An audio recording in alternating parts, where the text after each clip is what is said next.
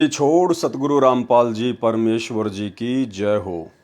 परमपिता परमात्मा सारी सृष्टि के रचनहार, कुल मालिक, असंख्य ब्रह्मांडों के स्वामी, जगत गुरु, तीनों लोकों में प्रवेश करके सबका भरण पोषण करने वाले राजाधिराज, आत्माधार, नाथों के नाथ, देवों के देव महादेव, सर्वेश्वर महेश्वर, मृत्युंजय, अजरो अमर, आदि अनादि सनातनी प्रभु, जगत पिता जगदीश्वर, श्री श्री 1008 की उपाधि के वास्तविक अधिकारी, अकाल मूर्त शब्द स्वरूपी राम वासुदेव, सर्वगतम ब्रह्म, परम पूज्य, प्रथम पूज्य, परम संत, परम पुरुष, परम धनी, परम दयालु, सत्य कबीर, हक्का कबीर, अल्लाहु कबीर, अल्लाहु अकबर, बाखबर, अल्लाह ताला, जगत के तारणहार, जगत के मुक्तिदाता, जगत के जगन्नाथ, हारे के सहारे, हिंदुओं के राम, मुसलमानों के अल्लाह, सिखों के वाहेगुरु, ईसाइयों के मसीह, दया के सागर दयानिधि, करुणा के सागर करुणानिधि,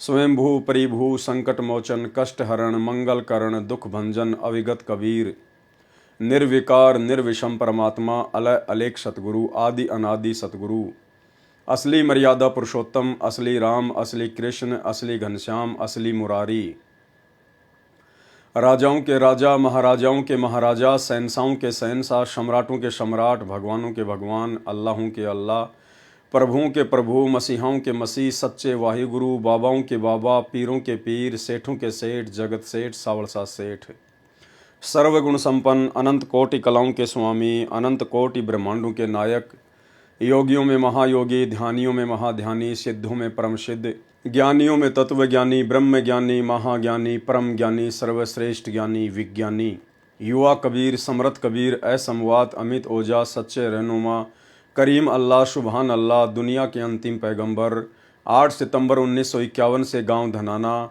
जिला सोनीपत, हरियाणा, भारतवर्ष की पावन भूमि पे प्रकट रियल कल की भगवान श्री नारायण साकार हरि, श्री बाबा साहेब स्वयंभू संत श्रोमणी सतगुरु रामपाल जी परमेश्वर जी के चरण कमल में साध संगति से जुड़े हुए देश विदेश से हम सभी सत्सेवक भाई बहनों का अनंत कोटि दंडवत प्रणाम। सत्साई भाई और बहनों, दया परमपिता परमेश्वर जी की, सारी सृष्टि के रचनहार सतगुरु रामपाल जी भगवान की, जिनकी विशेष वीआईपी रजा से, वीआईपी कृपा से आप और हम सभी भाई बहन साथ संगति से जुड़कर इस भक्ति मार्ग पर दृढ़ता के साथ अपने आत्म कल्याण के लिए गुरुदेव भगवान के आशीर्वाद से आगे बढ़ रहे हैं। भाई और बहनों, पवित्र पुस्तक धरती पर अवतार को लेकर वीडियो बनाने की श्रृंखला जारी है और इस पुस्तक पर आज हमारा ये 6 नंबर का पार्ट है और ये अंतिम पार्ट है। इसके बाद हम परमेश्वर जी के हिसार जेल से आए हुए कुछ लेटर के ऊपर वीडियो बनाएंगे, जिनके ऊपर वीडियो बनाकर आप भाई बहनों को वर्तमान में जो मनमानियाँ काल प्रेरणा से गुरुदेव भगवान के कलयुगी परिवार के द्वारा, उनके बेटा बेटी, भाई बंधु, रिश्तेदारों के द्वारा संगत पर जबरन थोपी जा रही हैं, आप भाई बहनों को परिचित करवाएंगे कि वास्तव में सतगुरु रामपाल जी परमेश्वर जी के वर्तमान में सतलोक आश्रम मैनेजमेंट हरियाणा के लिए ज्ञान आधार से क्या आदेश हैं और क्या ये लोग अपने गुरुदेव भगवान के आदेशों के विपरीत कुक्रम काल प्रेरणा से कर रहे हैं। तो आज हमारा ये लास्ट वीडियो है। वीडियो ज़्यादा लंबा नहीं होगा, लेकिन आज का वीडियो बहुत ज़्यादा महत्वपूर्ण है। भाई और बहनों, पिछले 30 वर्षों से सतगुरु रामपाल जी परमेश्वर जी ने अपने अनुयायियों को भक्ति मार्ग से संबंधित जानकारियां समझाने में, वो गूढ़ बातें, वो गूढ़ रहस्य समझाने में कोई कसर किसी प्रकार की नहीं छोड़ी है। देश काल और परिस्थितियों के अनुसार सतगुरु रामपाल जी परमेश्वर जी ने अपने भक्तों पर भक्ति पर लगाए रखने के लिए काफ़ी कुछ उनको हल्की फुल्की छूट भी दी, ताकि ये आत्मा किसी प्रकार से भक्ति मार्ग पर लगी रहे। और जब धीरे धीरे इनको ज्ञान होगा, सतगुरु की महिमा समझ में आएगी, भक्ति मार्ग समझ में आएगा, इस मनुष्य जन्म की प्राप्ति का मुख्य टारगेट समझ में आएगा, तो अपने आत्म कल्याण के प्रति चिंतित होकर फिर ये आत्मा संकेतों में भी समझने लग जाएंगी कि हमने किस प्रकार से भक्ति मार्ग पर अपनी रहनी करनी को दर्शाते हुए मोक्ष प्राप्त करना है। लेकिन भाई और बहनों, परमात्मा के इतने प्रयासों के बावजूद भी आज उनके 90% फॉलोवर उनके अंतर्मन की बात को नहीं समझ पा रहे हैं, गुरुदेव भगवान के संकेतों को नहीं समझ पा रहे हैं। और ये जो समय मोक्ष प्राप्ति का जो निकलता जा रहा है, ये बहुत बड़ा धोखा खाने की स्थिति में खड़े हैं। आज परमेश्वर ने विशेषकर सिख समाज के लिए इस पवित्र पुस्तक धरती पर अवतार के अंदर पेज नंबर 158 पर एक विशेष संदेश दिया है, जो सिख समाज आज भी अपनी सिक्खी को नहीं छोड़ रहा है। कौन सा सिख समाज? वो सिख समाज और उस सिख समाज से संबंधित लोग जो सतगुरु रामपाल जी परमेश्वर जी से दीक्षा लेकर सतगुरु रामपाल जी परमेश्वर जी को अपना वाहे गुरु बनाकर, अपना सतगुरु बनाकर और अन्य सभी गुरु साहिबानों को छोड़ चुके हैं, त्याग चुके हैं। सतगुरु रामपाल जी से उपदेश लेने के बावजूद व्यक्ति मानव धर्मी बन जाता है, वो सतगुरु रामपाल जी का शिष्य बन जाता है। फिर वो ना ही तो गुरु गोविंद सिंह जी का फॉलोवर रहता है, ना वो नानक जी का फॉलोवर रहता है, ना वो तेग बहादुर जी का फॉलोवर रहता है। और यदि कोई नादान व्यक्ति दो नावों की सवारी करता है, जैसे सिख समाज से होने के बावजूद सतगुरु रामपाल जी परमेश्वर जी को भी अपना सतगुरु धारण कर लिया और दूसरी तरफ सिख समाज की भी परंपराओं को निभा रहा है, तो उस व्यक्ति की हालत तो धोबी के कुत्ते वाली होती है, ना घर का ना घाट का। संत रामपाल जी से दीक्षा लेकर ना तो वो व्यक्ति पूर्णतया सिख समाज का सिख रहा और उस सिख समाज की उन पुरानी परंपराओं को ना त्याग कर, ना छोड़कर और वर्तमान में ना उपदेश लेने के बाद वो सही प्रकार से सतगुरु रामपाल जी भगवान का शिष्य बना, तो उसकी स्थिति तो धोबी के कुत्ते वाली है। तो आज जिन जिन भगत भाइयों की स्थिति धोबी के कुत्ते वाली है, यानी जो मेरे खुद के गुरु भगत भाई हैं, जो संत रामपाल जी के शिष्य भी हैं और सिख समाज की उन परंपराओं को भी निर्वाह कर रहे हैं, ढो रहे हैं, आज का वीडियो विशेषकर उन्हीं आत्माओं को डेडिकेट है। और अब वो समय निकल चुका है कि परमेश्वर आप जी को पुचकार पुचकार के, सहला सहला के भक्ति मार्ग पर लगाएंगे। अब ये फाइनल स्टेज का समय है, फाइनल स्टेज आ चुकी है। अब यहाँ किसी के साथ कोई यारी दोस्ती रिश्तेदारी सतगुरु रामपाल जी भगवान निभाने वाले नहीं हैं। उन्होंने जो कुछ अपने भक्ति मार्ग के विषय में, आत्म कल्याण के विषय में बताना था, खुलकर बता दिया। और यदि अब आप पूर्णतया अपने गुरुदेव भगवान के प्रति समर्पित होकर भक्ति नहीं करेंगे, तो भाई धोबी के कुत्ते वाली स्थिति से आपको फिर कोई बाहर नहीं निकाल सकता। तो आज का वीडियो उन भगत भाई बहनों के लिए जो ना तो असल में सिख हैं और ना असल में सतगुरु के शिष्य हैं। भाई और बहनों, जब हम नाम दीक्षा प्राप्त करते हैं, विशेषकर सतनाम की नाम दीक्षा जो कि 2 मंत्र का है, उसके बाद गुरुदेव भगवान हमें कुछ नियम बताते हैं, 34-35 नियम बताते हैं सतनाम की दीक्षा में। और उस समय गुरुदेव भगवान हमें मर्यादाओं का एक पर्चा देते हैं, हमें मर्यादाओं का एक पर्चा भी देते हैं जिसमें 35 नियम लिखे होते हैं। जैसे सत्य नाम प्राप्ति के लिए तथा प्राप्त करने के बाद आवश्यक नियम, जिनमें से एक भी नियम खंड नहीं करना है। यदि निम्न नियमों का पालन नहीं कर सकते तो सत्य नाम ना लें। यहां पर ये नियम नंबर 9 है, 9 नंबर मर्यादा। इसमें सतगुरु रामपाल जी परमेश्वर जी ने विशेषकर सिख समाज से जुड़े हुए लोगों के लिए क्या कहा है? सिखों को छोड़कर संत बाबा रूप में दाढ़ी ना हो। क्या लिखा है कि सिखों को छोड़कर और संत और बाबा रूप में मेरे फॉलोवर दाढ़ी वाड़ी, लंबे लंबे बाल वगैरह, पगड़ी वगड़ी वगैरह नहीं रख सकते हैं। यह सतगुरु रामपाल जी का आदेश है, उनका वचन है, उनका नियम है। लेकिन इस 9 नंबर नियम को भाई और बहनों, तमाम सिख लोगों ने जो सतगुरु से दीक्षा प्राप्त कर चुके हैं, उन्होंने इस नियम को उल्टे रूप में ले लिया। वो इस नियम की गहराई को समझ नहीं पाए और उन्होंने सोच लिया कि हमें तो सतगुरु रामपाल जी ने, यानी हमारे गुरुदेव भगवान ने, लंबी लंबी दाढ़ी रखने की छूट दे दी है, सर पर पगड़ी रखने की छूट दे दी है, हाथ में वो कड़ा पहनने की छूट दे दी है, छोटी सी 6 इंच की वो कृपाण रखने की छूट दे दी है। नहीं, आप इस 9 नंबर नियम को समझ नहीं पाए और ना समझ पाने के कारण ही आज तक आप जी धोबी के कुत्ते वाली स्थिति में खड़े हैं, सतगुरु रामपाल जी के शिष्य होने के बावजूद। सतनाम प्राप्ति के बाद ये 9 नंबर का नियम क्या कहता है दास बहुत पहले एक पूरा वीडियो इस विषय पर बना चुका है।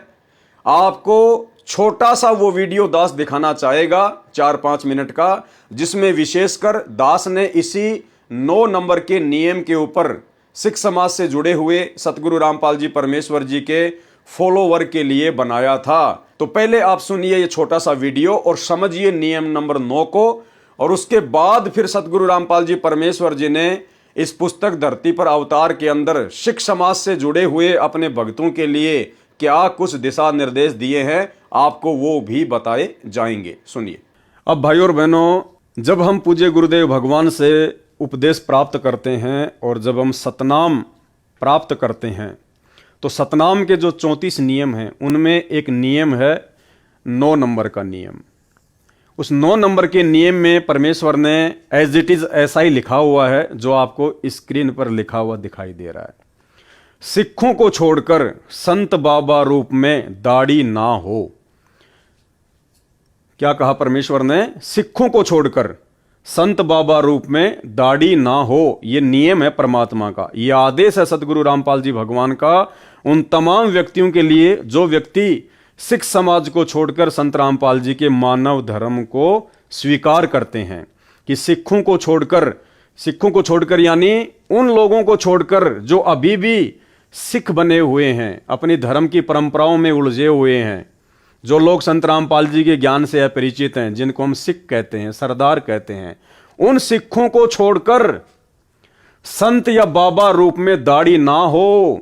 यदि आपने संत रामपाल जी से उपदेश लेना है तो संत यानी भगत रूप में, संत का मतलब होता है भगत, और बाबा यानी कोई साधु संत। तो संत रामपाल जी का ज्ञान समझने के बाद में यदि कोई उपदेश लेना चाहेगा और पहले यदि वो बाबा था, लाल कपड़े पहनता था, या पहले वो सरदार था, गुरुद्वारों में पाठी था, जो भी था, पहले जो बाबा रूप में था, जो साधु रूप में था, तो उसको अपनी साधुता छोड़नी पड़ेगी। साधुता का मतलब वो वेशभूषा, वो परंपरा, वो दाढ़ी, वो मूछ, वो उसने कटवानी पड़ेगी अगर संत रामपाल जी से नाम लेना है तो। क्योंकि यहां सख्त आदेश है कि संत बाबा रूप में दाढ़ी ना हो।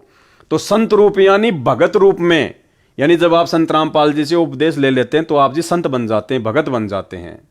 और बाबा यानी यदि आप पहले कोई बाबा थे, किसी गुरुद्वारे में पाठी थे, तो आपने अब अपनी उन परंपराओं को त्यागना पड़ेगा, अपने सर के बालों को कटवाना पड़ेगा, अपनी दाढ़ी मूछ को कटवाना पड़ेगा, वो पगड़ी पहनना आपने छोड़ना पड़ेगा यदि आपने संत रामपाल जी से उपदेश लेना है तो।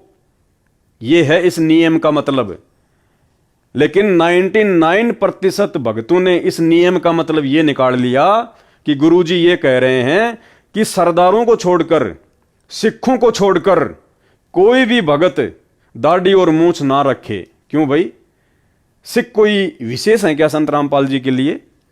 क्या परमात्मा भी अपने भक्तों में पक्षपात करता है क्या? क्या परमात्मा भी भेदभाव करता है क्या? इसका मतलब सिख तो फिर चाहे शराब पियो, सिख चाहे कोई भी नशा करो, क्योंकि उनको तो छूट दे दी परमात्मा ने।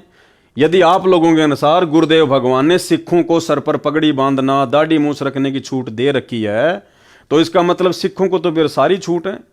सिख तो चाहे शराब भी पियो, चाहे मांस भी खाओ, चाहे चोरी भी करो, चाहे उल्टे काम भी करो, और बाकी भक्तों को सतगुरु रामपाल जी ने अपने नियमों में बांध दिया। भाई इस नियम को समझो, शब्दों को समझो, ये वाणी, ये लाइन क्या कह रही है? संत रामपाल जी निष्पक्ष परमात्मा है। अरे वे तो आप और हमारे लिए ये वाणी कहते हैं कि पक्षा पक्षी के कारणे सब जग रहा भूलान। पक्षा पक्षी यानी पक्ष और विपक्ष के चक्कर में पड़कर पूरा संसार भूला हुआ है। पक्षा पक्षी के कारण सब जग रहा भुलान, और निष्पक्ष होके हरि भजय सोहे संत सुजान। यानी वो भगत ही ज्ञानी होगा, परमात्मा को प्राप्त करेगा जो निष्पक्ष होकर भक्ति करेगा। तो परमात्मा कैसे पक्षपात को धारण करके हमसे भक्ति करवाएंगे? अगर भगत के लिए निष्पक्ष होने का आदेश है तो इसका मतलब परमात्मा तो हमसे पहले निष्पक्ष हैं, और वो निष्पक्ष परमात्मा फिर सिखों को नाम उपदेश लेने के बाद पगड़ी पहनना, दाढ़ी मूछ रखने की इजाजत कैसे दे सकते हैं? तो वाणी का जो अर्थ है वो ये है कि सिखों को छोड़कर, यानी उन व्यक्तियों को छोड़कर जो अभी भी सिख धर्म को अपना रहे हैं, जो अभी भी संत रामपाल जी के ज्ञान से, उनकी भक्ति से दूर हैं, उन सिखों को छोड़कर संत बाबा रूप में दाढ़ी ना हो। यदि आप सिख समाज से हैं और आपने संत रामपाल जी का संत बनना है, उनका भगत बनना है, तो आपने अब उन परंपराओं को त्यागना पड़ेगा। आपने दाढ़ी वाड़ी को कटवाना पड़ेगा, पगड़ी वगड़ी पहनना आपने छोड़ना पड़ेगा। ये है, यहां संत रामपाल जी ने कहा कि सिखों को छोड़कर, ये नहीं कहा कि सिख भक्तों को छोड़कर, ये शब्द नहीं कहे उन्होंने, खाली कहा सिखों को छोड़कर, ना कि सिख भक्तों को छोड़कर। तो भाई अब आपने उन परंपराओं का परित्याग करना पड़ेगा अगर अपनी भक्ति सफल करनी है। तो आपने सिंपली, यदि संत रामपाल जी का भगत बनना है तो देख लो ये तमाम लोग, ये देख लो तमाम लोग, किसी के सर पे भी आपको ना तो कोई टोपी दिखाई देगी, ना किसी के गले में आपको कोई लॉकेट दिखाई देगा जो ईसाई धर्म में पहना जाता है, ना किसी के सिर पे आपको कोई जो है वो पगड़ी दिखाई देगी, ना किसी के चेहरे पे आपको कोई बड़ी बड़ी दाढ़ी दिखाई देगी। जबकि ये तमाम लोग, इनमें से कोई हिंदू भी है, कोई मुसलमान भी है, कोई सिख भी है और कोई ईसाई भी है। तो ये व्यक्ति हैं असल में संत रामपाल जी के फॉलोवर।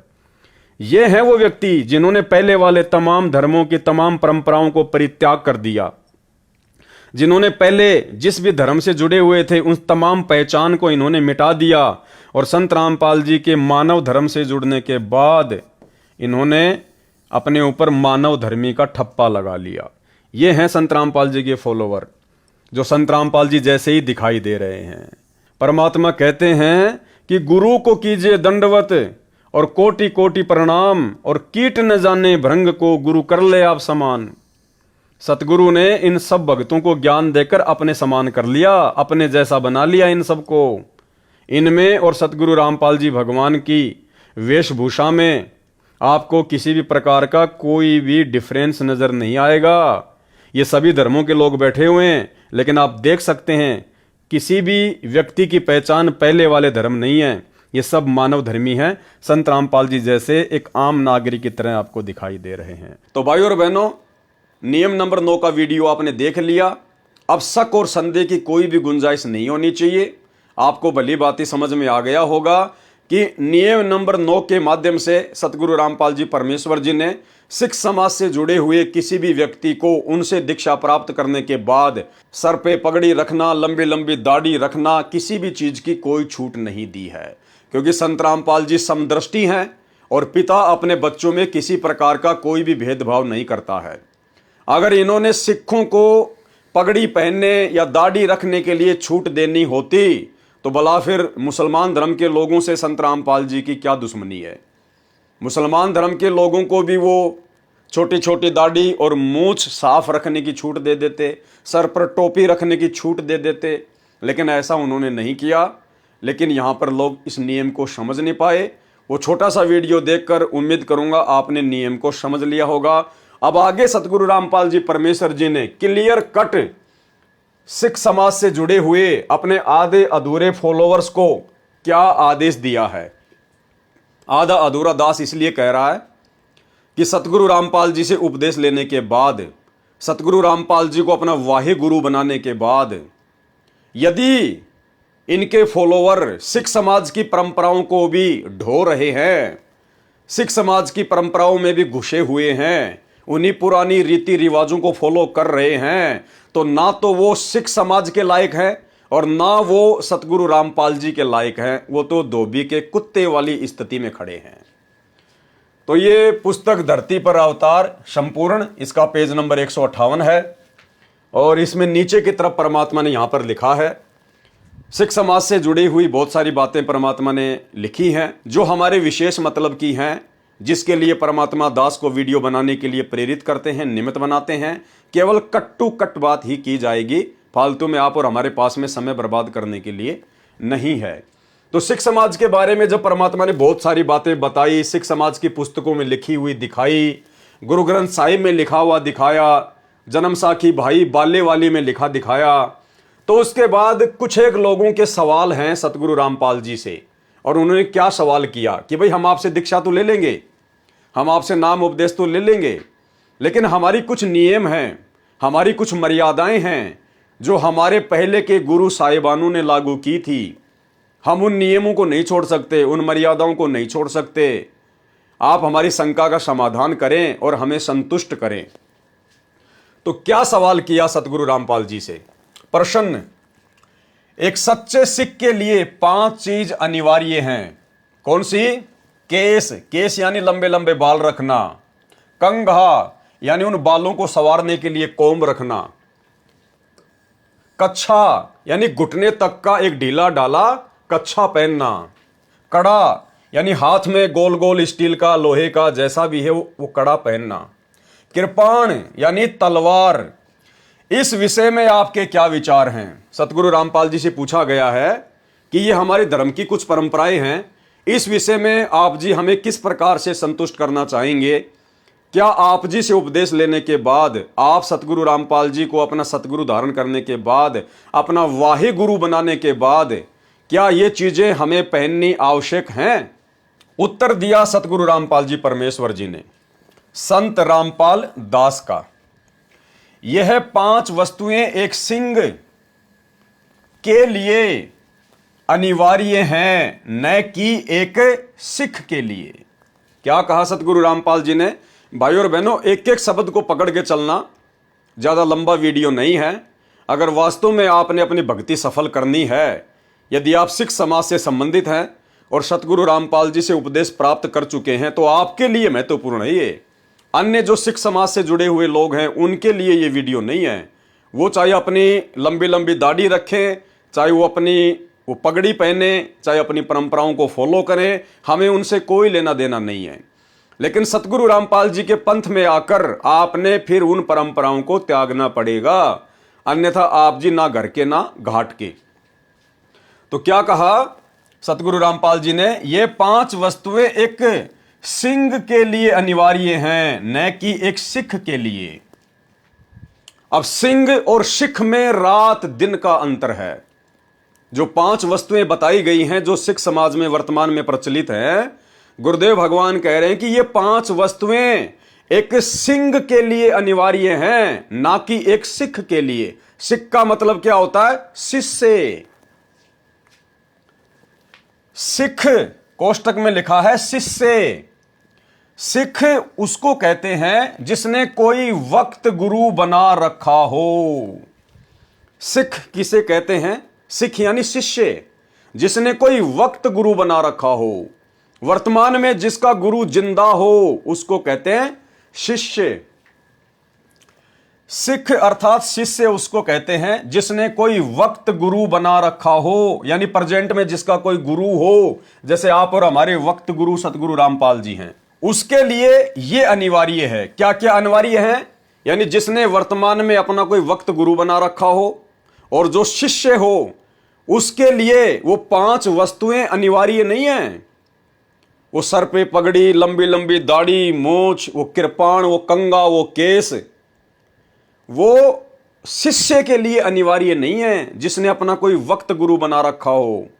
जैसे सिख समाज के लोगों ने सतगुरु रामपाल जी को अपना वक्त गुरु बना रखा है, तो गुरुदेव कह रहे हैं उन शिष्यों के लिए, उन सिखों के लिए जिन्होंने सतगुरु रामपाल जी को अपना वक्त गुरु धारण कर रखा हो, उनके लिए वो 5 चीजें अनिवार्य नहीं है।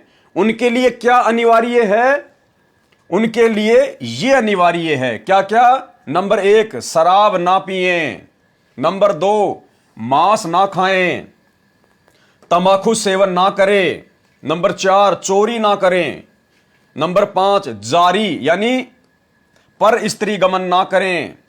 जो वस्तुएं आप अनिवार्य कह रहे हो, कौन सी वस्तुएं? वो 5 वस्तुएं जो वर्तमान में सिख समाज में चल रही हैं। पगड़ी, लंबी लंबी दाढ़ी मूछ, हाथ में वो कड़ा, छोटी सी तलवार, कंगा और वो कच्छा। गुरुदेव क्या कह रहे हैं? जो वस्तुएं आप अनिवार्य कह रहे हो उनकी आवश्यकता कब पड़ी? सुनो, सतगुरु रामपाल जी भगवान कह रहे हैं, समझा रहे हैं कि सिख समाज में उन 5 वस्तुओं की आवश्यकता कब पड़ी। ध्यान से सुनो। एक समय कश्मीर के पंडित 9वें सिख गुरु श्री तेग बहादुर जी के पास आए तथा उनसे अपनी रक्षा के लिए प्रार्थना की थी। मुसलमान राजा औरंगजेब हिंदुओं को बलपूर्वक मुसलमान बना रहा था। श्री तेग बहादुर जी ने उनकी सहायता का वचन दे दिया, जिसके परिणाम स्वरूप श्री तेग बहादुर जी को अपने प्राणों की आहुति भी देनी पड़ी। उनके पश्चात उनके सूरवीर पुत्र श्री गोविंद राय जी सिख गद्दी पर 10वें सिख गुरुजी के रूप में उत्तराधिकारी हुए। उन्होंने भी अपने पिता द्वारा दिए गए वचन की दृढ़ता से पालना की तथा मुसलमानों से अपने पिता का प्रतिशोध लेने के लिए क्रूर राजा को ललकारा, यानी औरंगजेब को ललकारा। उसके लिए श्री गोविंद सिंह जी ने लड़ाकू सूरवीर सिखों का चुनाव किया तथा उनको सिंह की उपमा दी गई। सिंह कौन है?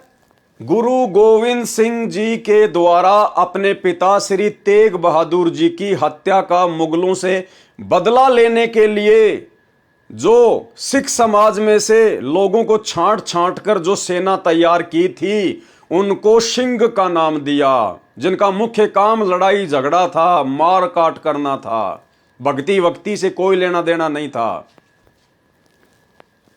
उसके लिए श्री गोविंद सिंह जी ने लड़ाकू सूरवीर सिखों का चुनाव किया था तथा उनको सिंह की उपमा दी गई। उनके लिए उपरोक्त वस्तुएं अनिवार्य बताई गई थी। उन सिंहों के लिए गुरु गोविंद सिंह जी ने जो फौज तैयार की थी लड़ने के लिए, उन लोगों के लिए वो 5 चीजें अनिवार्य की गई थी उस समय, जो उस समय अति आवश्यक थी, क्योंकि उस समय उनकी आवश्यकता थी। उन सिंहों के लिए श्री गोविंद सिंह जी ने यहां तक कहा था कि जो ये 5 वस्तुएं केस, कंगा, कच्छा, कड़ा तथा कृपाण धारण नहीं करेगा, वह मेरा सिंह नहीं होगा। वह 5 वस्तुएं उस समय की लड़ाई के लिए तथा बचाव के लिए अनिवार्य थी। वर्तमान में यानी इस प्रेजेंट समय में, वर्तमान में इनकी आवश्यकता नहीं है। जैसे मुसलमान लोग कभी भी सिंहों पर आक्रमण कर देते थे, उनसे निपटने के लिए केस, कड़ा तथा कृपाण, कच्छा तथा कंगा कैसे अनिवार्य थे? नंबर 1, केस यानी बाल। सिर पर केस अधिक होने से लाठी तथा कृपाण के वार से बचाव होता था। नंबर 2, कंगा क्या काम आता था? बालों को संवारने के लिए कंगा अनिवार्य था। नंबर 3, हाथ में पहने जाने वाला वो कड़ा, वो क्या काम आता था? कड़ा भी अचानक आक्रमण होने पर ढाल की तरह अड़ाने के लिए काम आता था। और नंबर 4 पे है वो कच्छा। घुटनों तक का कच्छा अर्थात अंडरवियर तथा उसके ऊपर एक चद्दर पहनना अनिवार्य था। लड़ाई के समय चद्दर को सिर पर पगड़ी के स्थान पर बांध लेते थे तथा कच्छा दौड़ने चलने में सुविधाजनक था। और नंबर 5 पे वो कृपाण। तलवार का कार्य तो सर्वविदित है। तलवार तो खून खराबे का काम करती है, मरने मारने का काम करती है, उसका काम तो सर्वविदित है। ये उपरोक्त 5 वस्तुएं उस समय अनिवार्य थी जब सिखों व मुसलमानों का झगड़ा हो रहा था। हिंदू तथा सिख धर्म की रक्षा के लिए श्री गोविंद सिंह जी ने अपने दोनों पुत्रों को बलि चढ़ा दिया तथा अपने प्राणों की भी आहुति दे दी। मुसलमान बनना हिंदुओं के लिए क्यों गवारा नहीं था?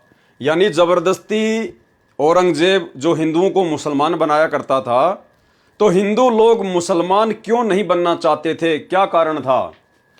क्योंकि मुसलमान मांस खाते थे तथा मुसलमान धर्म को स्वीकार करने वाले के लिए मांस खाना अनिवार्य था, जो हिंदुओं और सिखों को नापसंद था।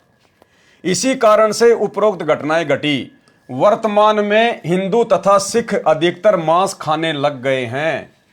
अब आगे देखिए भाई और बहनों, जो 5 वस्तुएं सिंहों के लिए अनिवार्य कही गई थी, उनकी वर्तमान में आवश्यकता नहीं है, उस समय अनिवार्य थी।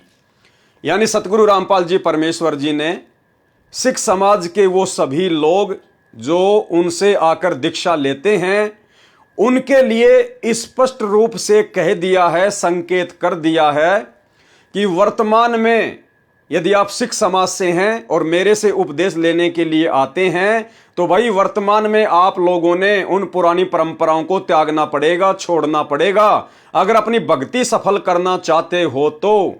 क्योंकि वो 5 चीजें सिंहों के लिए अनिवार्य थी और वर्तमान में उसकी आवश्यकता भी नहीं है। और तुम तो वर्तमान में सिंह नहीं बल्कि शिष्य बन गए हो। असल में सिख का मतलब होता है शिष्य, और आपने तो संत रामपाल जी को अपना वक्त गुरु बना लिया है, प्रेजेंट गुरु बना लिया है। तो संत रामपाल जी से उपदेश लेने के बाद, संत रामपाल जी को अपना वाही गुरु बनाने के बाद, सिख समाज से जुड़े हुए किसी भी भाई को अब उन 5 वस्तुओं को अपने शरीर पर धारण करने की कोई आवश्यकता नहीं है। यदि वो फिर भी धारण करता है तो अभी उसकी आध्यात्मिक कमजोरी है, आध्यात्मिक नासमझी है, अज्ञानता है। अगर उसने इन वस्तुओं का त्याग नहीं किया तो वो व्यक्ति अपनी भक्ति सफल नहीं कर पाएगा। तो यहां गुरुदेव ने स्पष्ट मना कर दिया है, जो 5 वस्तुएं सिंहों के लिए अनिवार्य कही गई थी उनकी वर्तमान में आवश्यकता नहीं है, उस समय अनिवार्य थी। शंका जाहिर की फिर किसी सिख ने और क्या पूछा, ये हमारे गुरुजी का आदेश है, हमारे लिए सिरोधार्य है। उन्होंने कहा था कि जो ये 5 वस्तुएं धारण नहीं करेगा वह मेरा सिंह नहीं है। तो सतगुरु रामपाल जी परमेश्वर जी ने क्या जवाब दिया। एक पिता ने अपने संतान को सर्दी के मौसम में कहा, जो बच्चा पैरों में जुराब, जूते और शरीर पर जर्सी या कंबल धारण नहीं करेगा वह मेरा बच्चा नहीं है। अचानक पिता की मृत्यु हो गई। वे बच्चे गर्मियों के मौसम में जुराब, जूते, जर्सी तथा कंबल धारण किए हों और उनसे कोई कहे कि बच्चों अब गर्मी का मौसम है, जर्सी कंबल तो कम से कम उतार दो। वे बच्चे कहें कि हमारे पिताजी का आदेश है, हमारे लिए सिरोधार्य है, हम नहीं उतारेंगे। तो उन बच्चों को कुछ विवेक से भी काम लेना चाहिए। स्पष्ट कर दिया सतगुरु रामपाल जी परमेश्वर जी ने कि वर्तमान में परिस्थितियां वैसी नहीं हैं जो आपने उन 5 वस्तुओं को धारण करना अनिवार्य हो। वर्तमान में केवल आप एक परंपरा का निर्वाह कर रहे हैं, आप एक परंपरा को फॉलो कर रहे हैं। उस दाढ़ी मूछ का, उस पगड़ी का, उस 6 इंच की छोटी सी तलवार का, कंघे का, कच्छे का वर्तमान में कोई यूज नहीं है और ना ही वो चीजें अनिवार्य हैं। यदि फिर भी आप धारण कर रहे हैं, विशेषकर संत रामपाल जी के फॉलोअर होने के बाद, तो ये आपकी आध्यात्मिक नादानी है। यही स्थिति अब है जो कहते हैं कि हमारे श्री गुरु जी का आदेश है कि जो ये 5 वस्तुएं धारण नहीं करेगा वह सिंह नहीं है। उन्हें विचार करना पड़ेगा। क्या कह रहे हैं सतगुरु रामपाल जी कि उन भक्तों को विचार करना पड़ेगा कि इन वस्तुओं की वर्तमान में आवश्यकता नहीं है। अब आपसी लड़ाई नहीं है, अब शांति है, सर्दी का मौसम नहीं है, अर्थात सब धर्मों के व्यक्ति प्यार से रह रहे हैं। अब कृपाण की लड़ाई नहीं रही। आजकल लड़ाइयां भी हाई टेक्निक हथियारों से होती है, जैविक हथियारों से होती है, मिसाइलों से होती है। आजकल लड़ाई में वो तलवारें काम नहीं ली जाती हैं। केस तथा कड़े से भी कोई बचाव वर्तमान की लड़ाई में नहीं है। अब सामने वाला AK-47 से गोली मारेगा तो भाई कैसे तो आपकी वो तलवार आपका बचाव कर लेगी, कैसे वो कड़ा आपका बचाव करेगा, कैसे आपकी वो पगड़ी आपका बचाव करेगी। केस तथा कड़े से भी कोई बचाव वर्तमान की लड़ाई में नहीं है। पहले जो कृपाण होती थी वो 3-4 फुट की लंबी होती थी। वर्तमान के सिंह 6 इंच की छुर्री नुमा कृपाण लटकाकर सिंह बने हैं। यह केवल परंपरा बनकर रह गई। क्या कह रहे हैं सतगुरु रामपाल जी। जो लोग सिख समाज से संबंधित हैं, सतगुरु रामपाल जी से उपदेश प्राप्त कर चुके हैं और अपनी उन पुरानी परंपराओं को नहीं त्याग रहे हैं, 2 नावों की सवारी कर रहे हैं, ना घर के ना घाट के, उन लोगों को ध्यान से यह बात समझनी चाहिए। यह केवल परंपरा बनकर रह गई है, केवल एक रिवाज बन के रह गया, परंपरा बन के रह गई। और गुरुदेव भगवान संध्या आरती में कहते हैं, छोड़ देना पछलियों की रीत सतगुरु तारेंगे। जब तक हम अपने उन पहले वालों की परंपराओं का परित्याग नहीं करेंगे तब तक हम मोक्ष प्राप्त नहीं कर पाएंगे। यह केवल परंपरा बनकर रह गई है। इसका समाधान बुद्धिमान मानव विवेक से करे। गुरुदेव ने कह दिया कि बच्चों अपने कॉमन सेंस से भी थोड़ा बहुत काम लो। हर बात मैं तुम्हें कहूं उसकी उम्मीद ना करो। आप अपनी कॉमन सेंस का भी प्रयोग करो। फिर गुरुदेव क्या कह रहे हैं, अगर सतगुरु रामपाल जी परमेश्वर जी के द्वारा इस पुस्तक में इतना कुछ लिखने के बावजूद भी यदि सिख समाज का कोई व्यक्ति जो उनका फॉलोअर है और फिर भी यदि वो उन पुरानी परंपराओं के वजन को अपने सिर से नहीं उतार रहा है उन्हीं परंपराओं में फंसा रहना चाहता है, तो सतगुरु रामपाल जी का क्या संदेश है उन लोगों के लिए। फिर भी कोई ना माने तो न माने, मुझ दास संत रामपाल दास का मात्र सुझाव है कि भाई मैंने जो कहना था वो कह दिया, आगे मानना ना मानना ये तुम्हारे अपने बुद्धि विवेक के ऊपर है। क्यों? क्योंकि काल के साथ सतगुरु रामपाल जी भगवान का एग्रीमेंट है कि परमात्मा आप नीचे जाना, अपना ज्ञान देना, भक्ति मार्ग से संबंधित बातें बताना, क्या अच्छा है क्या बुरा है, और जबरदस्ती आप किसी के साथ ना करना। यदि कोई आपकी बात मान के आपकी भक्ति पर लगा रहे तो वो आपका, अन्यथा उसको मेरे मुख में ही छोड़ देना। तो अगर यदि हमने सतगुरु रामपाल जी परमेश्वर जी की इन बातों को फॉलो नहीं किया, ये बातें विशेषकर उन लोगों के लिए है जो सिख समाज से संबंधित हैं। यदि उन भक्तों ने सतगुरु से उपदेश लेने के बावजूद भी वो दाढ़ी वाड़ी नहीं कटवाई, मूछे माछे नहीं कटवाई, यदि वो पगड़ी अपने सिर से नहीं उतारी, वो कड़ा वगैरह, वो कंगा वगैरह, वो कृपाण वगैरह रखना नहीं छोड़ा, तो भाई आप जी जिंदगी में सतगुरु रामपाल जी परमेश्वर जी की भक्ति करते करते भी मोक्ष प्राप्ति नहीं कर सकते। ये चीजें सतगुरु रामपाल जी परमेश्वर जी के मार्ग में बाधक हैं, क्योंकि ये चीजें एक धर्म विशेष की वर्तमान में पहचान बन चुकी है। ये चीजें एक परंपरा के तहत हैं, और संत रामपाल जी के भक्ति मार्ग में ना तो कोई धर्म विशेष की पहचान चलेगी और ना ही परंपरागत कोई वस्तु चलेगी। यदि आपने भक्ति सफल करनी है तो आपने इन चीजों का परित्याग करना पड़ेगा। आपने लोक लाज को जड़ से समाप्त करना पड़ेगा। आपके रिश्तेदार क्या कहेंगे, आपके समाज के लोग क्या कहेंगे, ये आपने ज्ञान आधार से निर्णय लेना है। बाकी संत रामपाल जी के मार्ग में अब ये बकवाद बिल्कुल भी नहीं चलेगी। यदि आप एक सिख बनकर, एक शिष्य बनकर भक्ति करना चाहते हैं तो, और यदि आप सिंह बन के रहना चाहते हैं तो भाई फिर आपको संत रामपाल जी की भक्ति से कोई लेना देना नहीं होना चाहिए।